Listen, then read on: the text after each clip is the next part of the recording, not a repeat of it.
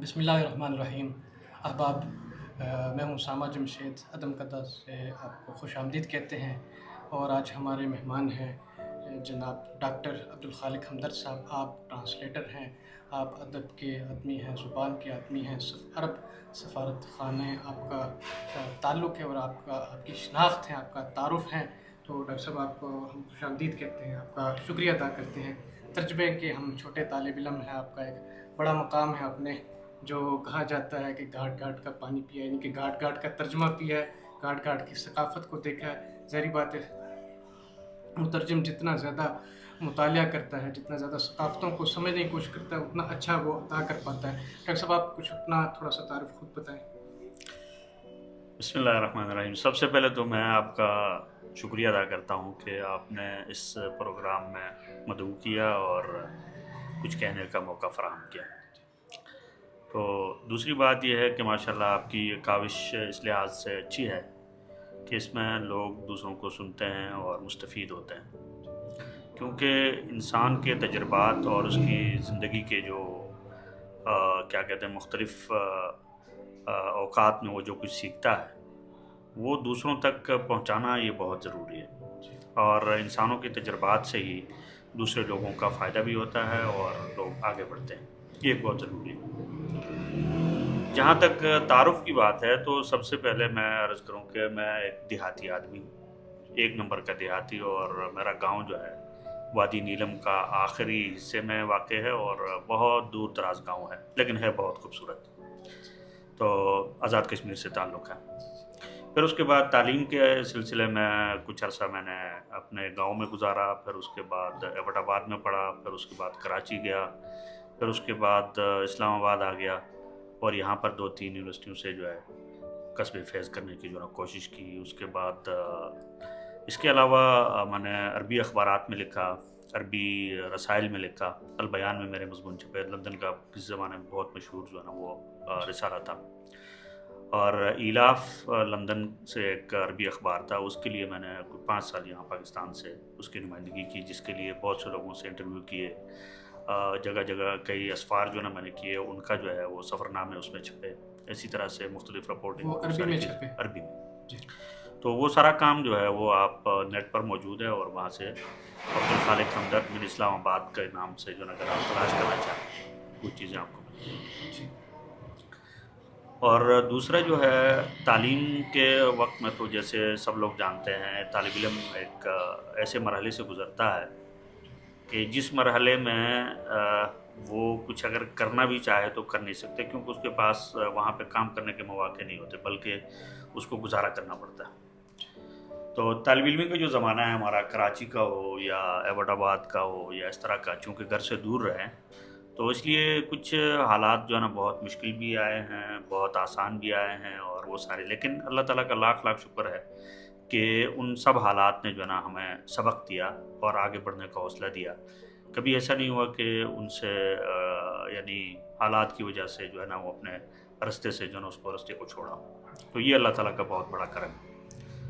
फिर ज़बानों के हवाले से अल्हम्दुलिल्लाह मैं 6-7 ज़बानें जानता हूँ माशाल्लाह, और माशाल्लाह। बोल सकता हूँ, लेकिन उनमें से 3-4 ज़बानें जो हैं वो लिखना, पढ़ना, बोलना तीनों ही जो है ना सारे काम उसके हो सकते हैं। तो उसमें उर्दू है, अरबी है, फ़ारसी है, पश्तो है, अंग्रेज़ी है, हिंदको है और पंजाबी का जो है ना मुख्तलिफ़ लहजे जो है मैं उसको समझता सारा हूँ, लेकिन पंजाबी मैं ठीक से बोल नहीं सकता, मतलब लेकिन हिंदको जो है ना अल्हम्दुलिल्लाह मैं बहुत अच्छी जानता हूँ। तो इसी तरह से ये जो ज़बानें जिनका मैंने आपसे नाम लिया है ये मैं पढ़ भी सकता हूँ और लिख भी सकता हूँ। तो इस हवाले से जो है चूँकि एक कुदरती ज़ौक़, ये हमारा कोई अपना ज़ाती वो नहीं है, एक अल्लाह ताला ने कुदरती ज़ौक़ जो है नसीब फ़रमाया, उसके नतीजे में फिर मुख्तलिफ़ ज़बानों के सुनने से फिर वो चीज़ें जो है ना वो ज़हन में आते आते, तो इस तरह से वो एक नया तजुर्बा है। और फिर जब ज़बानों के हवाले से आप बात करते हैं तो हर ज़बान का अपना एक पस मंज़र है, उसका अपना एक माहौल है, और मेरा ख़्याल ये है कि हर ज़बान अपने माहौल को बयान करने के लिए सबसे जो है ना मौज़ूं और सबसे फ़सीह ज़बान होती है।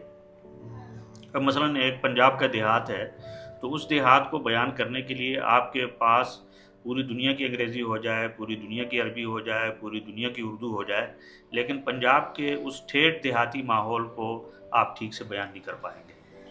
ہو بہو یہی حالت مثال کے طور پہ آپ نے عرب کے صحرا کے بارے میں جو ہے نا وہ آپ نے بیان کرنی ہے، تو اس صحرا کو بیان کرنے میں عربی زبان جو ہے نا جتنی فصیح ہوگی، دنیا کی کوئی اور زبان جو ہے نا اس جیسی نہیں ہو سکتی۔ اور یہ بڑی زبانوں کی بات نہیں ہے، جو چھوٹی چھوٹی زبانیں ہیں ان میں بھی مثال کے طور پہ جو زبان جس علاقے میں بولی جاتی ہے وہ اپنے اس ماحول کو بیان کرنے کے لیے فصیح ترین زبان ہوتی ہے۔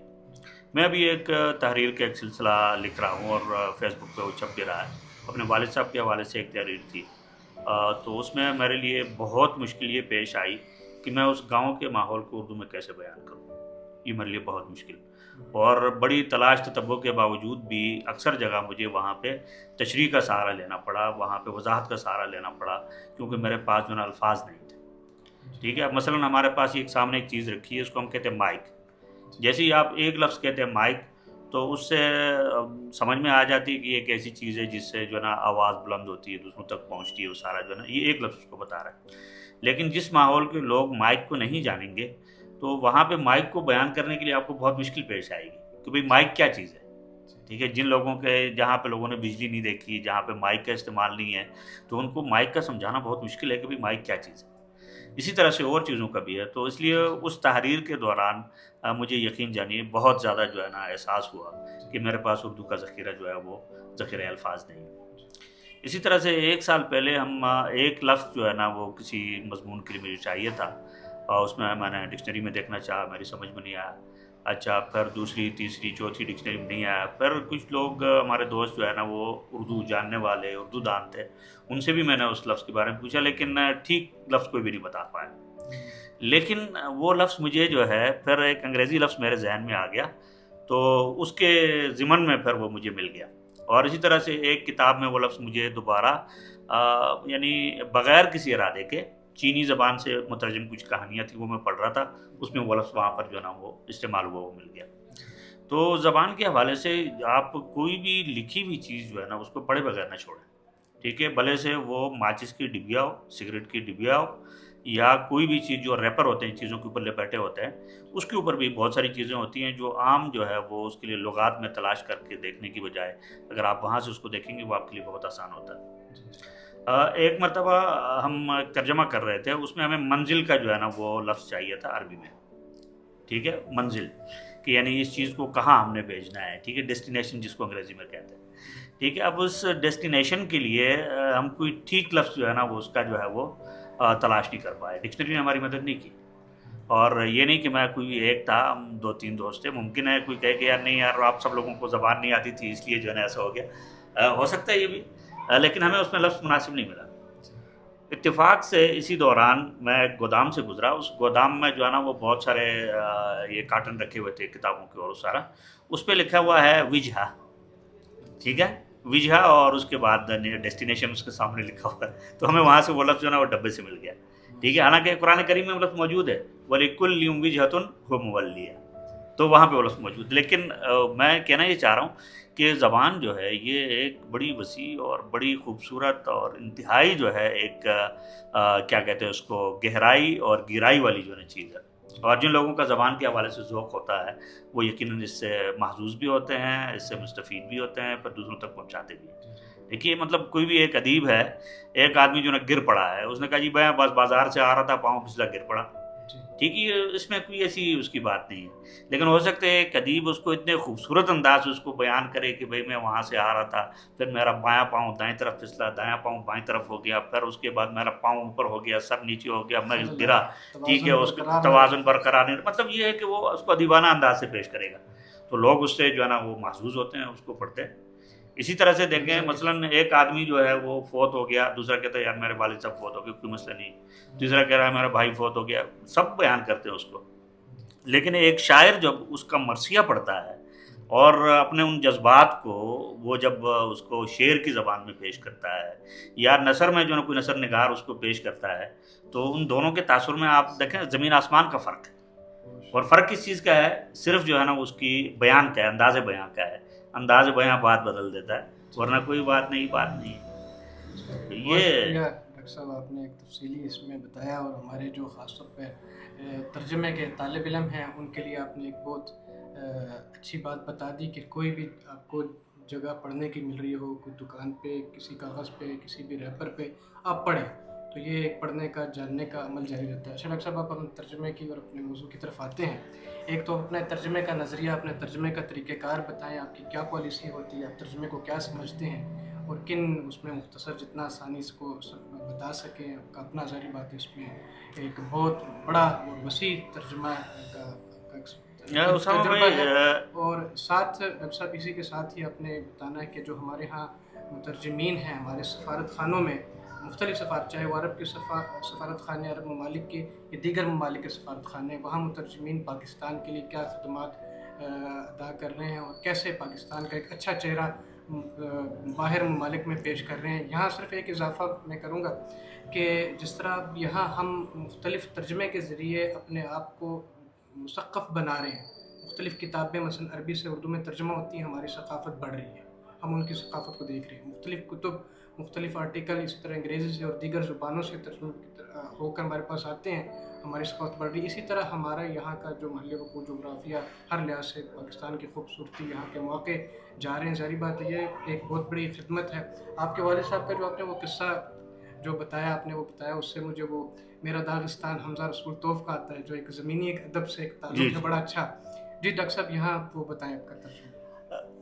دیکھیے، پہلی بات تو یہ ہے کہ ابھی اس زمانے میں ترجمہ جو ہے ایک بہت بڑا فن ہے، اور اس کے بارے میں مختلف یونیورسٹیوں میں، جامعات میں کتابیں پڑھائی جاتی ہیں، بہت بڑا جو ہے نا اس کے لیکچر سارے، میں نے خود بھی جو ہے نا اسلامی یونیورسٹی میں 2-3 سمسٹر جو ہے نا پڑھائے ہیں ترجمے میں۔ لیکن میں جو آپ کے سامنے بیٹھا ہوں، کسی سے میں نے ترجمہ نہیں سیکھا، اور ترجمہ کے بارے میں کوئی کتاب میں نے نہیں پڑھی کہ جی ترجمہ ایسے کیا جاتا ہے اور ایسے ہوتا ہے، نہیں، کوئی نظریہ نہیں پڑھا میں نے، ٹھیک ہے۔ نظریے کے نہ پڑھنے کے باوجود جو ہے جو کام میں نے کیا، الحمدللہ ثم الحمدللہ، وہ ذاتی تجربے سے، اور اس کا آغاز بڑا دلچسپ تھا، وہ میں آپ سے عرض کرنا چاہتا ہوں۔ میں نے یہ جو عربی اخبار ہیں، اچھا اسی طرح سے اردو اخبار، پھر اس کے ساتھ انگریزی اخبار، زبانوں سے میں نے آپ کو بتایا دلچسپی تھی، تو اس لیے میں یہ چیزیں پڑھتا تھا۔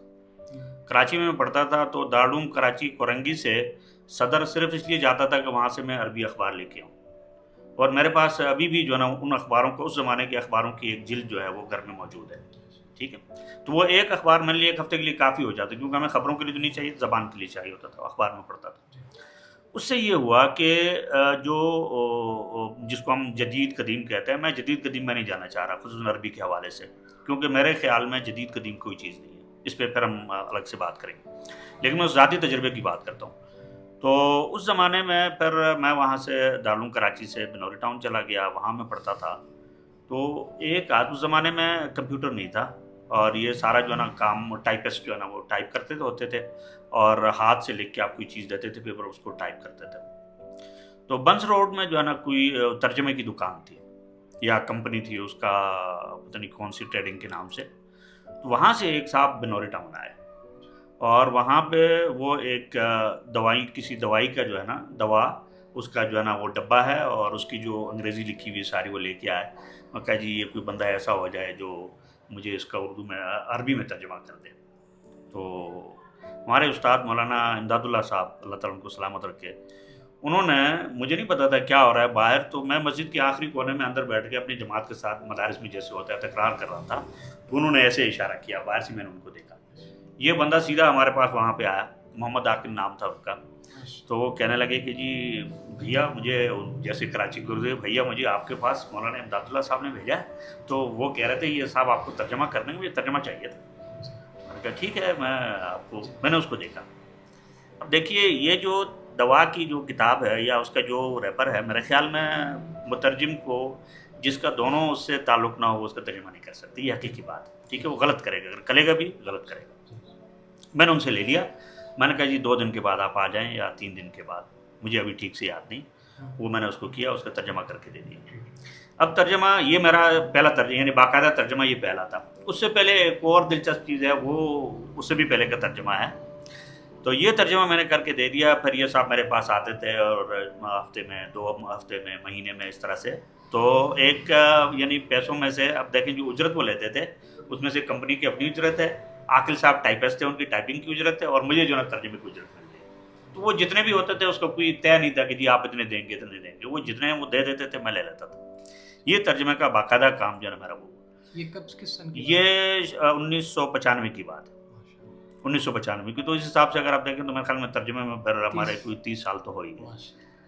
تو پھر اس کے بعد عربی کی 1-2 کتابیں میں نے ترجمہ کی, اور اپنے شوق سے نجیب الکیلانی کا ایک ناول ہے مشرقی ترکستان کے حوالے سے, اس کا نام ہے لیالی ترکستان. لیالی ترکستان جو ہے یہ ناول کئی زبانوں میں چھپا ہوا ہے. اس کا کیا کہتے ہیں ملیشین انڈونیشیا کی زبان میں اس کا ترجمہ ہے, انگریزی میں ہے, اور یعنی تقریباً دنیا کی بڑی زبانوں میں اس کا ترجمہ ہے. تو وہ میں نے ترجمہ کیا اور اس کو کسی سے اس زمانے میں کمپوز بھی کرایا تھا, لیکن اس کو چھپا نہیں سکا. پھر اس کے بعد جو کمپوز شدہ تھا وہ مجھ سے ضائع ہو گیا, لیکن جو اصل ترجمہ وہ میرے پاس موجود ہے. اور اب بھی میری خواہش ہے کہ اگر کوئی چھاپنے والا ہو تو میں اس کو ٹائپ کر کے دوبارہ جو ہے نا اس کو چھاپیں. مسودے کی شکل میں, مسودے نہیں بلکہ ابھی اس کی کمپوزنگ کا بھی ہے, اس کے یعنی کمپوز شدہ ہے, تو وہ اس کو جو ہے نا کیا جا سکتا. تو ترجمے کے حوالے سے جو بات میں سمجھا ہوں اس تجربے سے, یعنی ترجمہ صرف 2 زبانیں جاننے کا نام نہیں ہے. ترجمہ ایک پل ہے جو ایک ثقافت کو دوسری ثقافت میں منتقل کرتا ہے. یہ بالکل اسی طرح سے ہے, دونوں طرف سے ہے. اور بہت سی دفعہ ایسا ہوتا ہے کہ اگر آپ کو ثقافت کا پتہ نہیں ہے تو آپ ترجمہ لفظی ترجمے سے ٹھیک نہیں کر سکتے. آپ کا پل کمزور ہے. ٹھیک ہے, آپ کا اس پل اگر وہ کمزور ہے تو آپ اس کو سمجھ نہیں پائیں گے کہ یہ کیا کہنا چاہ رہا ہے. یہی معاملہ ہمارے محاورات کا ہے. بہت سے لوگ محاورات کا لفظی ترجمہ کر دیتے ہیں. ٹھیک ہے, وہ جو ہے مثلاً اردو میں ہے ناچ نہ جانے آنگن ٹیڑھا.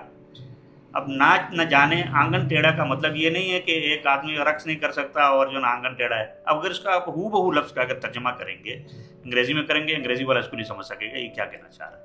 عربی میں ترجمہ کریں گے, عربی والا نہیں سمجھ سکے گا کہ آپ کیا کہنا چاہ رہے ہیں. اس کے لیے آپ کو اس کا ترجمہ کرنا پڑے گا اور آپ کو اس ثقافت میں اس کو منتقل کرنا پڑے گا کہ بھئی اردو میں اس کا مفہوم کیا ہے, اس مفہوم کو آپ منتقل کریں گے. یہ ایک بہت ضروری.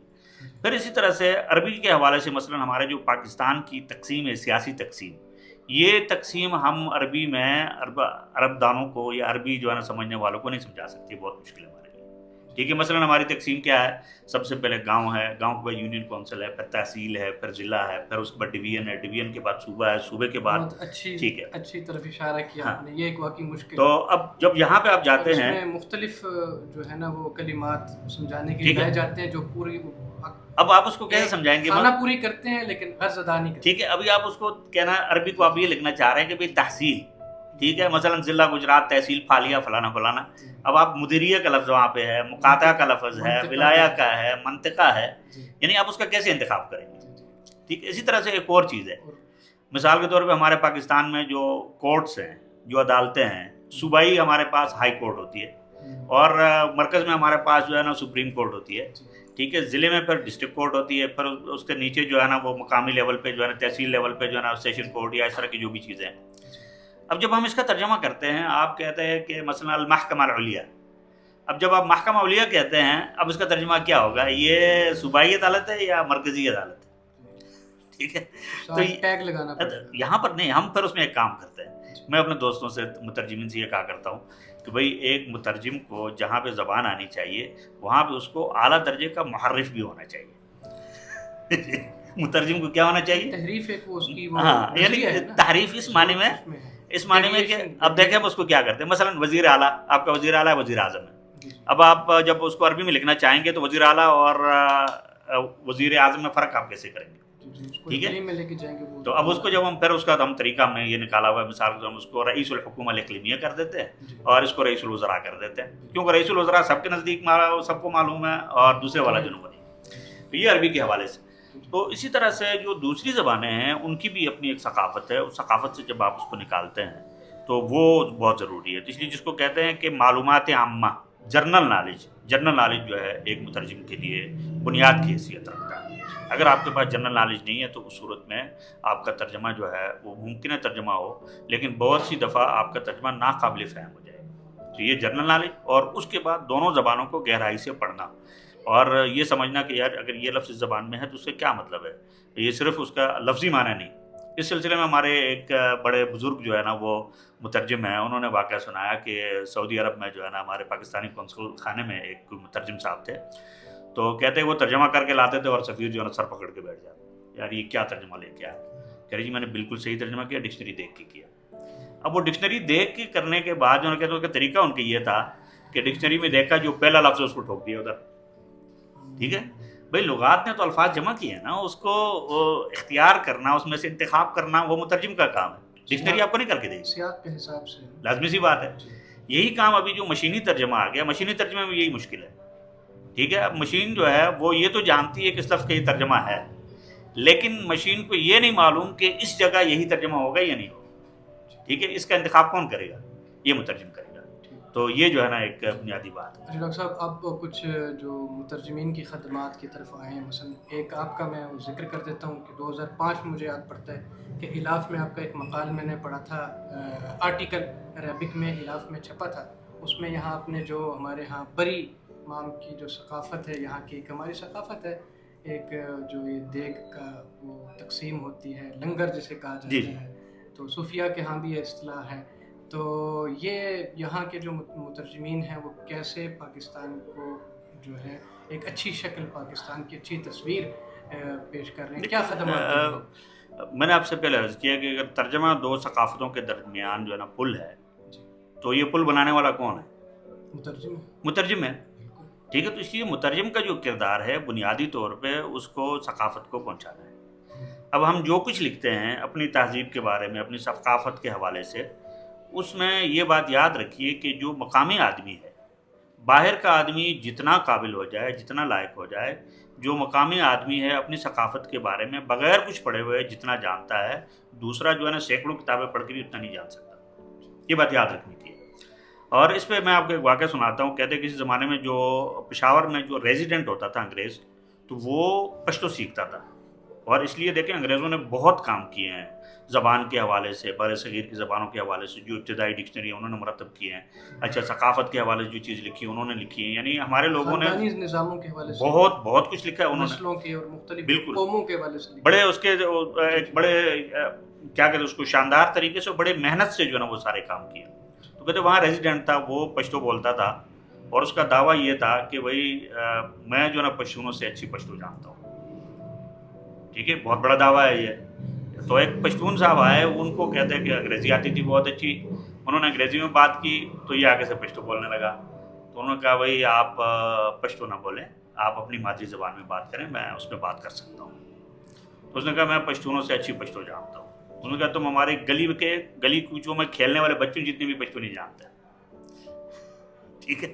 اب وہ اس کو بھی تھوڑا سا وہ اپنا کیا کہتے ہیں جو اندرونی طور پہ اس کو جھٹکا لگا، اس کو بھی جھٹکا لگا، خیر تو انہوں نے کہا کہ اس کا ثبوت، انہوں نے کہا بھی دیتا ہوں ثبوت۔ یہ باہر چلا گیا، اور یہ پٹھان جو ہے نا وہاں سے ایک دو بچوں کو وہاں گلی سے پکڑ کے لے آیا، ان کو کھڑا کیا، اور جو ریزیڈنٹ تھا اس کے سامنے یہ اشارہ کیا، اس نے تالی بجائے، ایسے ہاتھ کیے، کہا بتاؤ کیا ہے۔ اب وہ ہکا بکا رہ گیا کہ بھائی جو ہے نا اس کا کیا مطلب ہے، تالی بجائے اور اس کو ایسا کیا۔ تو اس نے پھر لڑکے سے پوچھا بتاؤ بچے اس کا کیا مطلب ہے۔ ان کے بھائی اس کا مطلب یہ ہے جب ہم کھیل کے لیے دو جو ہے نا وہ ٹیمیں بناتے ہیں، دو فریق بناتے ہیں، تو یہ کرنے کا مطلب ہے کہ کھیل شروع ہونے والا بھی اپنے اپنے جو ہے نا الگ ہو جاؤ، یہ اس کا ہے۔ تو جب اس نے یہ بتایا تو اس نے کہا دیکھو میں نے تمہیں کہا نہیں تھا کہ تم جو ہے نا گلی کے بچوں جتنی بھی پشتو نہیں جانتے، ٹھیک ہے۔ یہ ایک ثقافت یعنی اشارہ ہے، یہ زبان نہیں ہے، الفاظ نہیں ہے اس میں، ٹھیک ہے کہ زبان اللہ نے ہاں، لیکن اس کے اندر قوم کو اسی طرح دی ہے جیسے کہ وعلم آدم الاسماء کی بات، تو اس کے اندر جو ہے نا ایک اشارہ ہے، اور اس میں اور یہ بہت سے اس میں ہے۔ مثال کے طور پہ بہت سی جگہوں پہ مثلا کسی جگہ سیٹی بجانا انتہائی جو ہے نا وہ بد تہذیبی سمجھا جاتا ہے، اور دوسری جگہ سیٹی بجانا جو ہے نا ضرورت کے وقت جو ہے نا وہ اشارے کے لیے، بلانے کے لیے وہ زبان کا کام دیتی ہے۔ مثلا ہمارے دیہاتوں میں دور سے اگر کسی کو آواز دینی ہے سیٹی بجائیں گے وہ، ٹھیک ہے۔ سیٹی بجانے کا مطلب یہ ہے کہ وہ کوئی آواز دینا چاہ رہا ہے آپ کو، مثلا کوئی آدمی گم ہو گیا، کوئی ہو گیا، تو وہاں پر بھی یہی ہے، سیٹی بجائیں گے، آگے سیٹی کا جواب آتا نہیں آتا، ٹھیک ہے۔ تو یہ یعنی اس ثقافت کا حصہ ہے یہ۔ اور اس کے یعنی جو مترجم ہے یا جو زبان کے اوپر لکھتا ہے بولتا ہے اس کے علم میں یہ چیزیں ہونی چاہیے کہ یار ثقافت جو ہے وہ زبان کے اوپر جو ہے کس طرح سے اثر انداز ہوتی ہے. اسی طرح سے مثلاً آپ کے جو آداب ہیں ٹھیک ہے اٹھانے بٹھانے کے، مثلاً کسی جگہ آپ جاتے ہیں تو مثلاً مہمان جب آتا ہے تو لوگ پہلے مہمان کو بٹھاتے ہیں ٹھیک ہے. ایسا نہیں ہوگا کہ وہ پہلے جائے گا، نہیں، پہلے مہمان بیٹھے گا پھر اس کے بعد بیٹھے گا. یہ ثقافت ہے ٹھیک ہے. اب یہی آدمی اگر دوسری جگہ جائے تو اگر اس کو اس کا اندازہ نہیں ہوگا تو ممکن ہے کہ وہ پہلے خود بیٹھے کہ یار تم ادھر بیٹھ جاؤ، تو یہ ایسا نہیں ہوتا. یہ ثقافت کا حصہ ہے. اسی طرح سے یعنی بہت ساری چیزوں میں یعنی مثلاً مسلمانوں میں دائیں ہاتھ کی ثقافت ہے، یہ بھی ثقافت ہے کہ آپ کوئی چیز دائیں ہاتھ سے دیں گے دائیں ہاتھ سے لیں گے، یہ ثقافت کا حصہ ہے ٹھیک ہے. لیکن جہاں پہ اس کا وہ نہیں اس کو سمجھ نہیں پاتا ہے اس کو.